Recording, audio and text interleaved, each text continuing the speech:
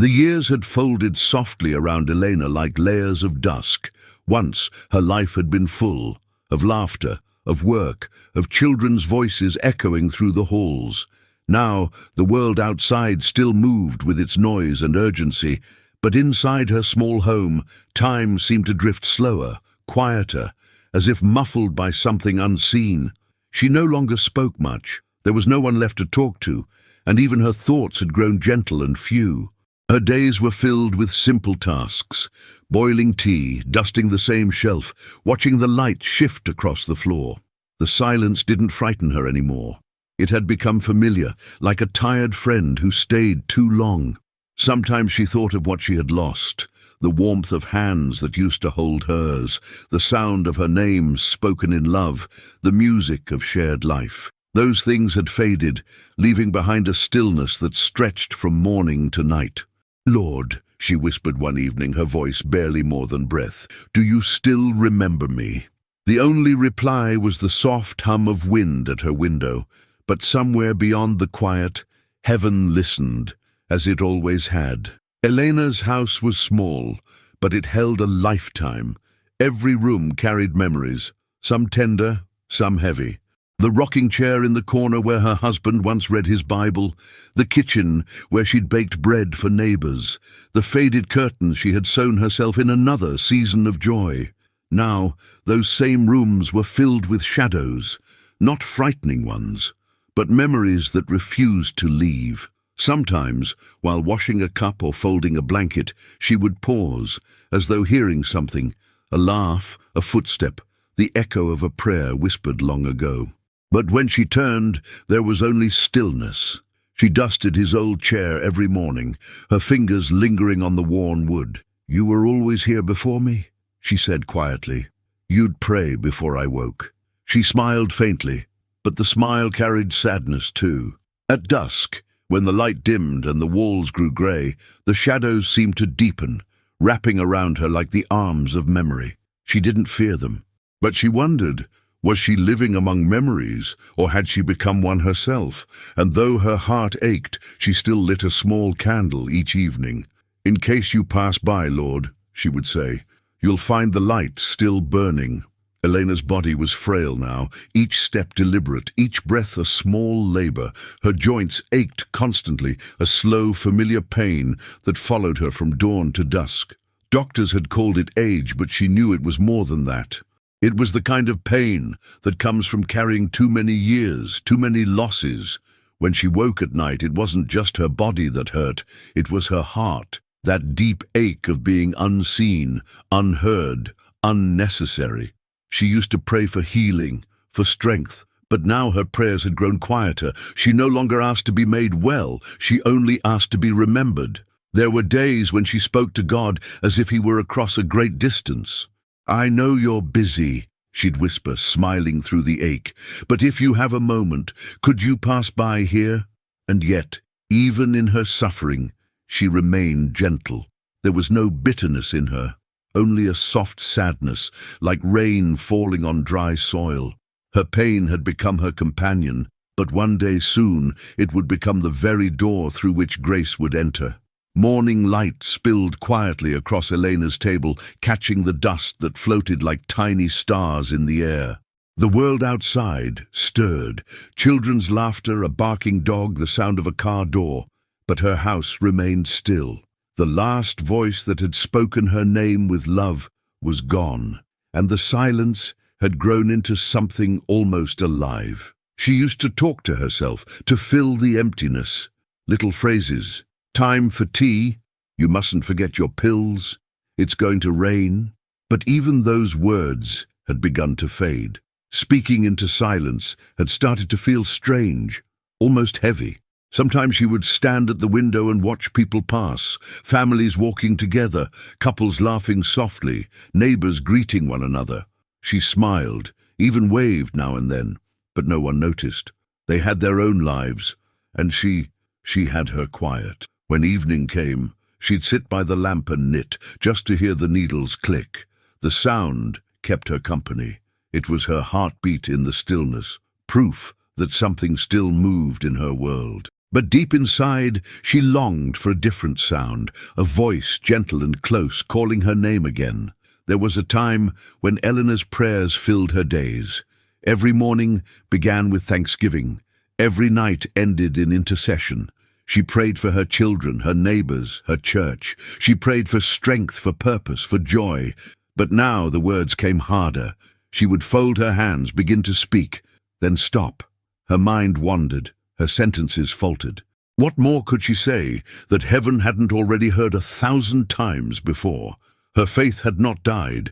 It had grown quiet, like an old tree, strong but still. "Maybe you've already answered," she whispered one evening, "and I just didn't notice."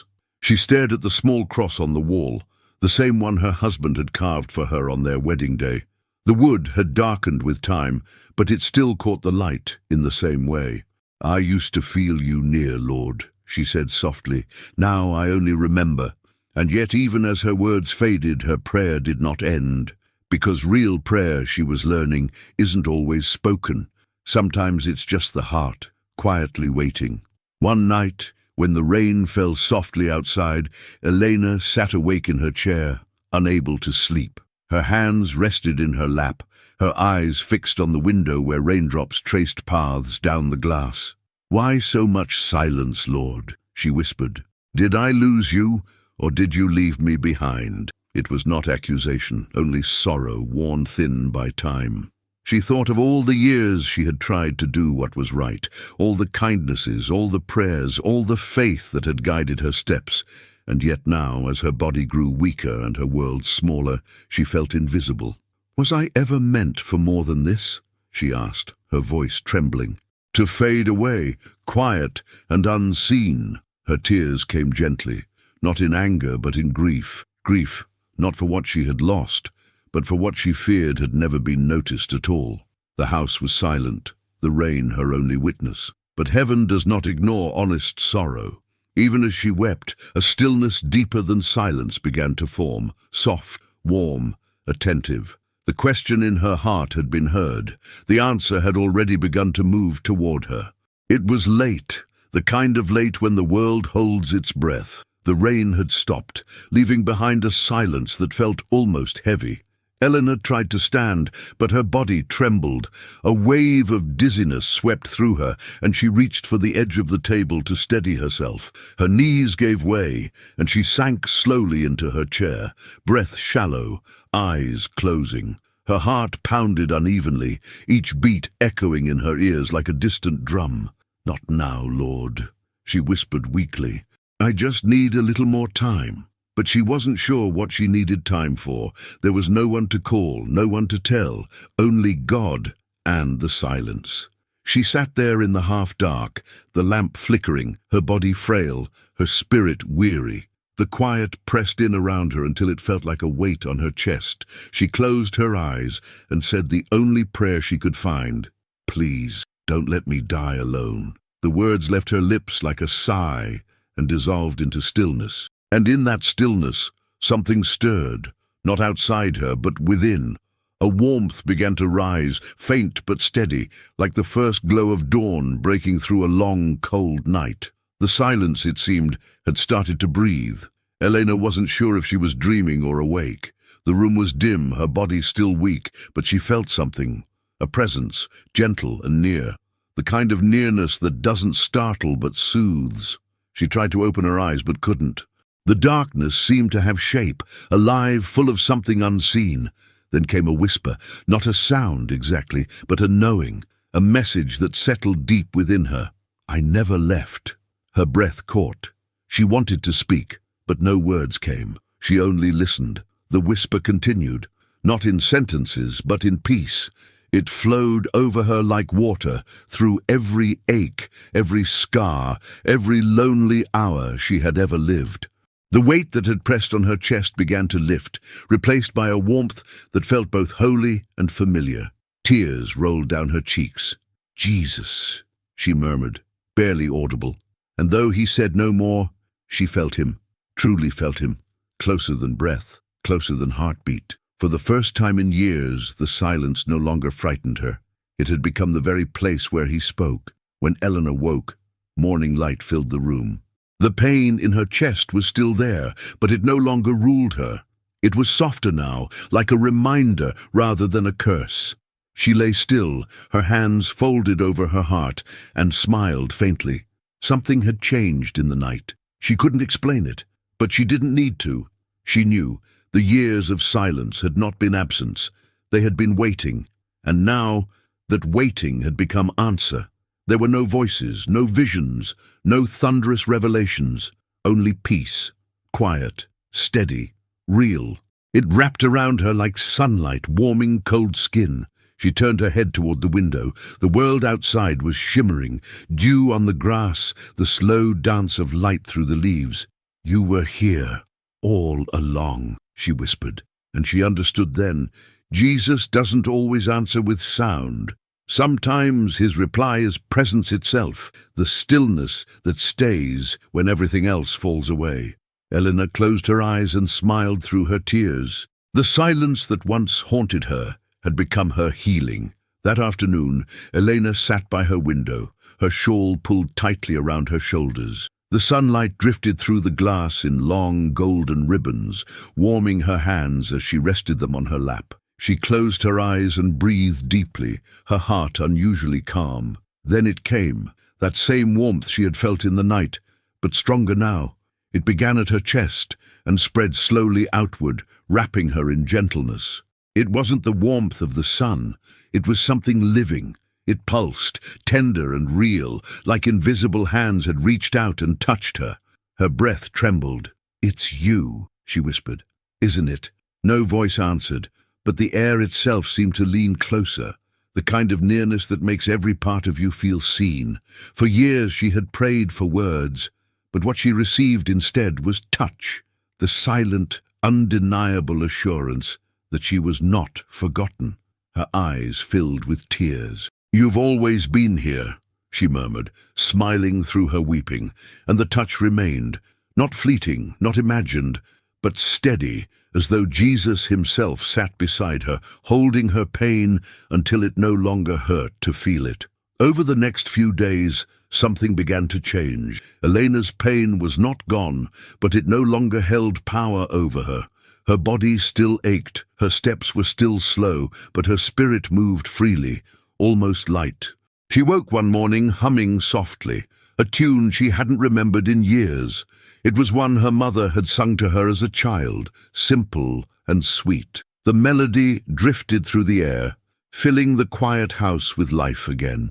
As she went about her small routines, she found herself speaking aloud to him. "Thank you for staying," she said while pouring her tea. "I thought you were silent, but you were teaching me to listen." It was true. The long silence had shaped her heart in ways she hadn't understood. It had hollowed her, yes, but now that hollow space had become a place for peace to dwell.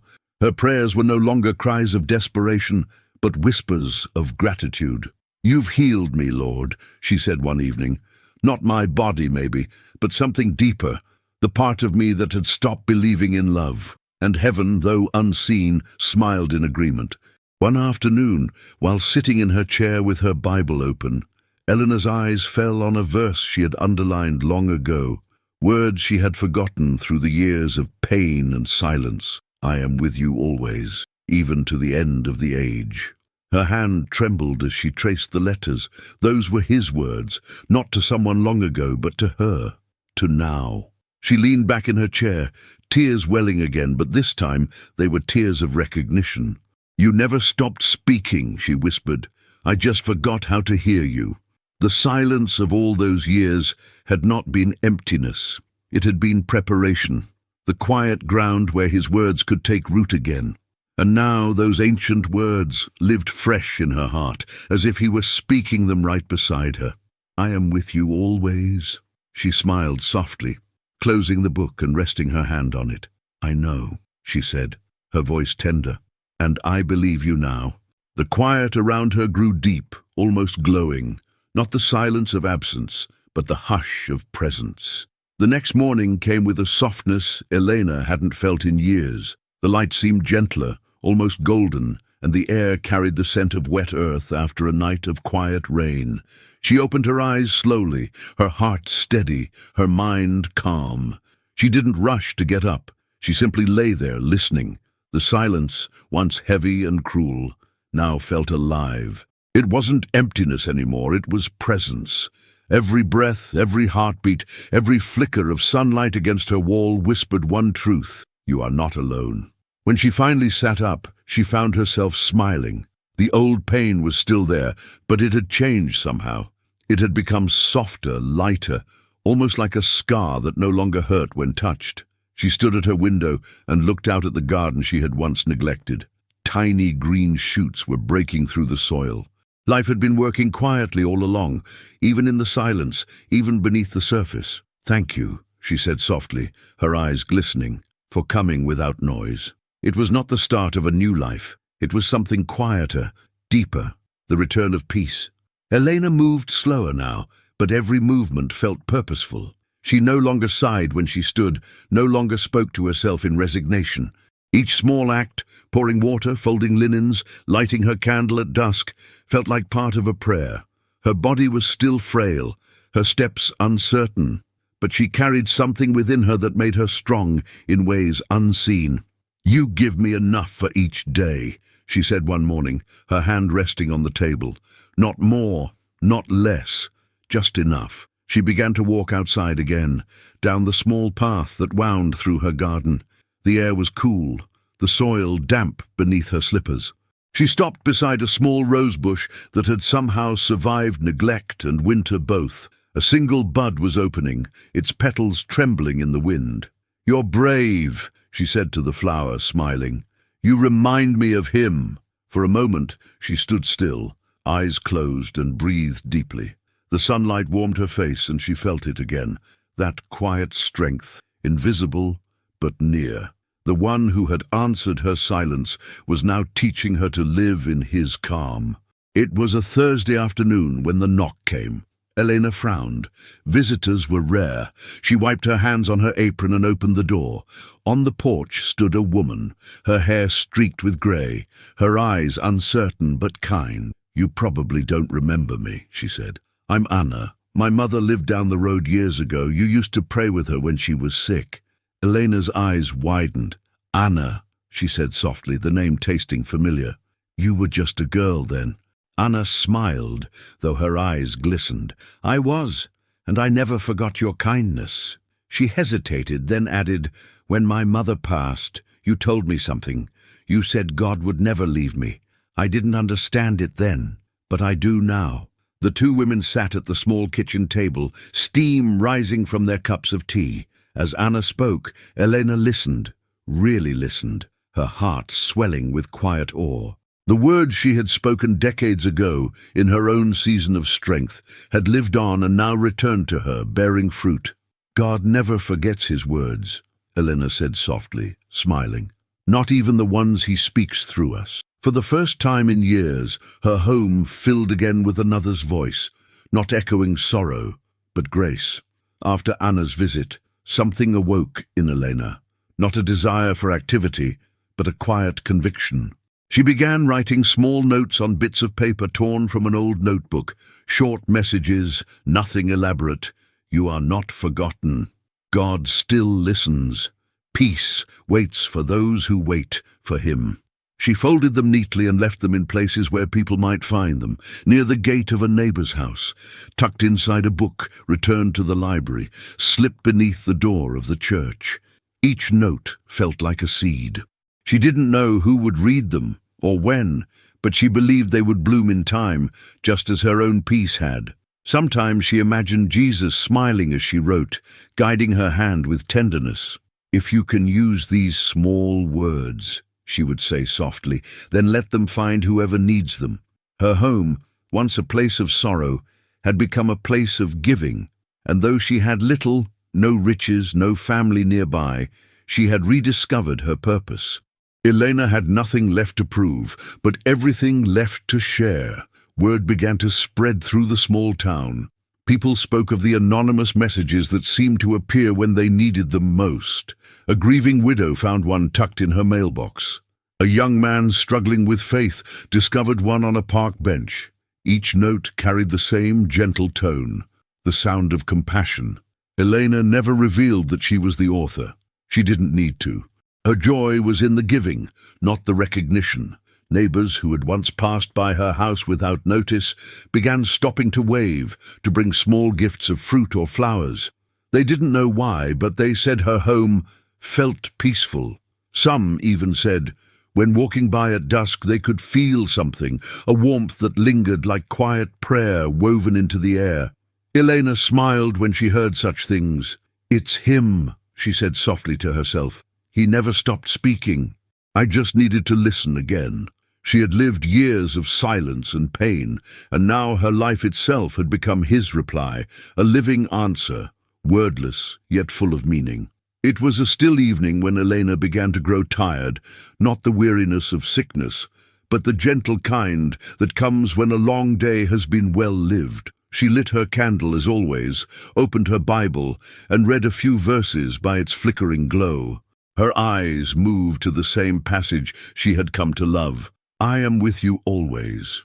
She smiled faintly and closed the book, resting her hand upon it. Her breath was slow, peaceful. She leaned back in her chair and whispered, "You answered me, Lord, not with sound, but with yourself."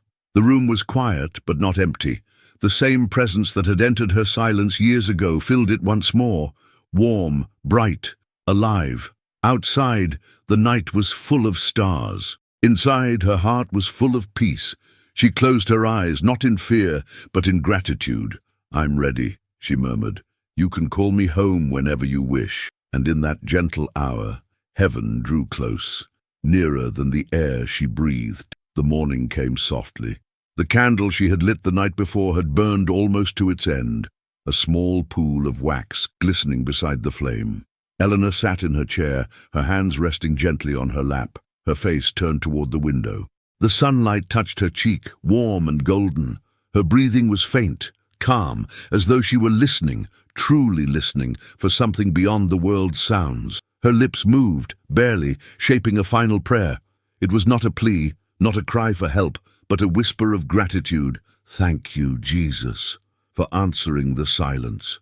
Her eyes fluttered closed. The candle's flame flickered once, then steadied. A peace beyond description filled the little room, a stillness not of absence, but of completion. And then, with the gentlest sigh, her spirit slipped from the frailness of her body, carried upward like a song too pure for the earth to hold. The room did not grow cold. If anything, it grew warmer. The presence that had once comforted her had now come to lead her home. When her neighbors found her the next morning, Elena looked as though she had simply fallen asleep. Her Bible lay open to Matthew 28:20. "I am with you always." A faint smile rested on her face. The house was quiet, yet it seemed alive, as though peace itself had taken residence there. The same candle still flickered, its small flame refusing to die. They buried her beneath the old oak tree near the chapel. The pastor spoke softly, saying, "Her life was a prayer, and God's answer was peace." Those who had once found her notes came to pay their respects, each one silently recalling the words that had found them in their own darkness. Afterward, people said that her home felt different, brighter, gentler. Some swore they could still feel something sacred near the window where she used to sit, a whisper of calm, a sense of being seen. Heaven had answered her silence long before she left this world. But now, that answer was complete. And in the eternal hush beyond the veil, Elena finally heard what she had waited her whole life to hear, the voice that needed no sound. "Welcome home, my beloved. The silence is over."